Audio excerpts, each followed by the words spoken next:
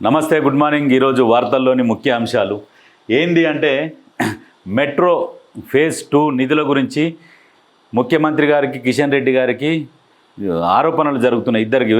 అయితే ఇక్కడ ఏమంటున్నాడంటే కిషన్ రెడ్డి, మీ వల్లే మెట్రో లోన్ ఆగింది, సీఎం రేవంత్ రెడ్డిపై కేంద్ర మంత్రి కిషన్ రెడ్డి ఫైర్. అయితే మీ వల్లనే లోన్ ఆగిందని, ఇప్పుడు లోన్ పెట్టుకున్న వాళ్ళు వాళ్ళ వల్ల లోన్ ఎట్లా ఆగుతుంది? మరి కిషన్ రెడ్డి గారు ఏమంటుండు, బొగ్గు అండ్ గనుల శాఖ మంత్రినా ఆదాయం నుంచి ముందుగా లోన్ కట్టాలనే కండిషన్కు సీఎం ఒప్పుకోలే, దీన్ని చర్చలతో పరిష్కరించుకోవాలి, తప్పు విమర్శలతో కాదు. ఐఆర్ఎఫ్సి రాష్ట్ర ప్రభుత్వం చేసుకున్న అగ్రిమెంట్లో తేడా ఉన్నది. మరి ఈ ఐఆర్ఎఫ్సి ఇండియన్ రైల్వే ఫైనాన్స్ కార్పొరేషన్కి సంబంధించి మరి ఈ కిషన్ రెడ్డి గారు ఎందుకు ఇన్వాల్వ్ అయ్యి మాట్లాడుతున్నాడు? ఆలోచన చేయాలి మీరే. అంటే ఇప్పుడు ఈ శాఖకు ఆయనకు సంబంధం ఏంది? ఈయన పోతున్నాడు, ఆ శాఖ మంత్రితో మాట్లాడుతున్నాడు, తెలంగాణని అభివృద్ధి జరగకుండా చూడాలి, మెట్రో 2వ దశ పనులు ప్రారంభం కావద్దు, అది అమలు కావద్దు.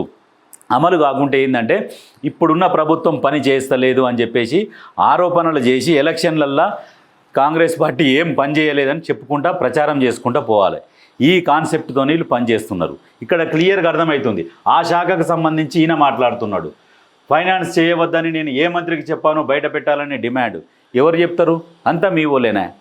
మీ వాళ్ళు ఏడ బయట పెడతారు నీ పేరు? ఇప్పుడు నువ్వు ఆ శాఖ గురించి నువ్వు మాట్లాడుతున్నావు, దానికి సంబంధించిన అగ్రిమెంట్ గురించి మాట్లాడుతున్నావు అంటేనే క్లియర్గా అర్థమైపోతుంది.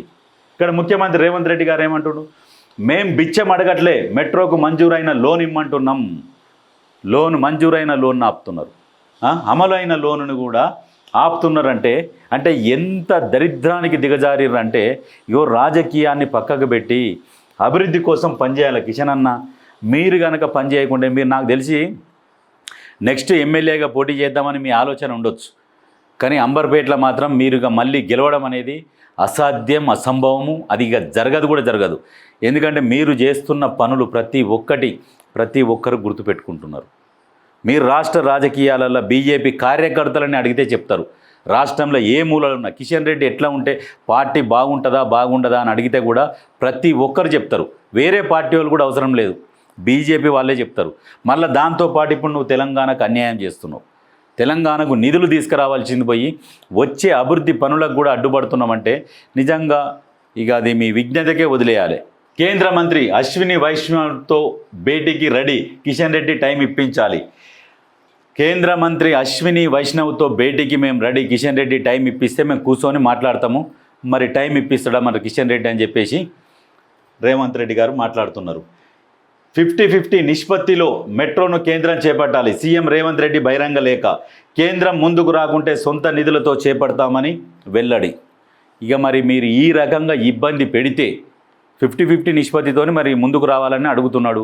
మరి మీరు రాకుండా ఈ లోన్ రాకుండా అడ్డుకొని ఈ రాష్ట్ర ప్రభుత్వాన్ని ఇబ్బంది పెట్టాలని మీరు ఆలోచన చేసి అటువంటి నిర్ణయం తీసుకొని ఇక కట్టుకొని కూసుంటే సొంత నిధులతోని మేము పనులు ప్రారంభిస్తాం, ఇక మేము చేసుకుంటూ పోతామని చెప్పేసి క్లియర్గా చెప్తున్నాడు.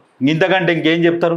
ఎక్కడ కూడా కనీసం ఈ మంత్రులు ఉన్నారు, ఇద్దరు మంత్రులు ఇంకా వాళ్ళు మొత్తం కలిసి 8 మంది. ఈ 8 మంది మరి తెలంగాణ గురించి ఏ రోజన్నా మాట్లాడిరా? కేంద్రంతో మాట్లాడాలి. వాళ్ళని చూస్తేనే ఇక లాగులు తడుస్తాయి. వీళ్ళకి ఎంతసేపటికి పదవులు కావాలి, పనులు కావాలి, ఇవి చేయించుకుంటూ కూర్చుంటారు. వాళ్ళేమో సౌత్ మీద వివక్ష చూపుతున్నారు. ఇక వీళ్ళకి ఏంటంటే ఏదో ఒకటి ఇచ్చినామా, వేసినామా, ఇక తీసుకున్నామా, నిమ్మలంగా ప్రశాంతంగా ఉన్నామా. ఏమనంటే మోడీ నమో మోడీ. ఏం చేసిండు మోడీ? ఏం చేయలే రాష్ట్రానికి, దేశానికి కూడా ఏం చేయలే. ఆయన ప్రచారమే ఎక్కువ, కానీ హంగు ఆర్భాటాలు తప్పితే మోడీ చేసింది ఏమీ లేదు. గుర్తుపెట్టుకోరు. ఇంకా తెలివి రావాలి, ప్రజలకు జనాలకు తెలివి రావాలి. ఏదో చేస్తారు. రాహుల్ గాంధీ వస్తే దేశాన్ని కాపాడుతాడా అంటే రాహుల్ గాంధీ కాదు, రాహుల్ గాంధీ పక్కన పెట్టుర్రి. నేనున్న దేశాన్ని ప్రధానమంత్రి అయితే ఎవరైనా వాళ్ళకుండే హక్కులు, వాళ్ళకు రైట్స్ ఉంటాయి, వాళ్ళకుండే అధికారాలు ఉంటాయి. ఎవరు కూడా అంతా ఈజీగా దేశాలకు చొరబాటుదారులు కూడా రారు. ఎవరు చేసే పనులు వాళ్ళు చేస్తారు. రాహుల్ గాంధీ మోడీయే కాపాడుతుండే కాదు. నేను ప్రధాని అయినా, నువ్వు ప్రధాని అయినా, ఎవరు ప్రధాని అయినా వాళ్ళకు దేశం మీద ఉండే ప్రేమ, దేశం మీద ఉండే భక్తి వాళ్ళకు ఉంటుంది.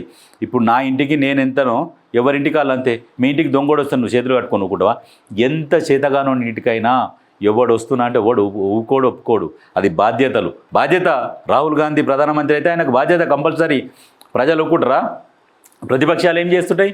ఎందుకు ఈ అబద్ధ ప్రచారం, విష ప్రచారము? అంటే ఇన్ని సంవత్సరాలలో దేశాన్ని ఏమన్నా తాకట్టు పెట్టిరా? ఇన్ని సంవత్సరాలు పరిపాలించారు కదా వాళ్ళు, దేశాన్ని ఎక్కడన్నా తాకట్టు పెట్టిరా? సిగ్గుండాల మాట్లాడుతందుకు. రాహుల్ గాంధీ మీద విష ప్రచారం చేస్తున్నారు. విష ప్రచారం కాదురా నాయన, మీకు దమ్ముంటే దేశాన్ని అభివృద్ధి గురించి మాట్లాడురు, అభివృద్ధి దిశగా దూసుకుపోరి పనులు చేయరు. కానీ ఎంతసేపటికి ప్రతిపక్ష నాయకుడి మీద మీకు నచ్చిన రీతిలో విష ప్రచారం చేయడం కాదు. అభివృద్ధిలో మేము ఇది అభివృద్ధి చేసినాం, ఇగో ఇది చేస్తున్నాము, ఇది చేస్తామని చూపిర్రి. మీరు చేసింది ఏమీ కనబడతలేదు అక్కడ. లాస్ట్కి పోతే నిత్యావసర వస్తువులు ఆకాశానికి అంటుతున్నాయి రేట్లు, పెట్రోల్ రేట్లు, క్రూడ్ ఆయిల్ రేట్ ఎంత ఉండే, ఇప్పుడు ఎంత ఉన్నది, మీరు పెరిగిన పెట్రోల్ రేట్ ఎంత ఉన్నది, ఇవన్నీ లెక్కలు చేస్తే మేము ప్రజలకు క్లియర్గా అర్థమయ్యేటట్టు వివరించి ప్రజల్లోకి తీసుకపోతే మిమ్మల్ని జనాలల్లో కూడా రానియరు, ఉరికిచ్చి కొడతారు.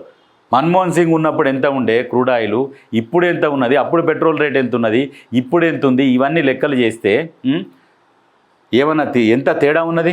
మీరు ఉన్నప్పుడు క్రూడ్ ఆయిల్ రేటు తగ్గుతుంటే కూడా మీరు పెట్రోల్ ధరలు పెంచుకుంటూ పోతారు. ఏమనంటే యుద్ధం జరిగింది. ఎవరికి యుద్ధం జరిగిందిరా నాయన? మనం యుద్ధం చేసినామా?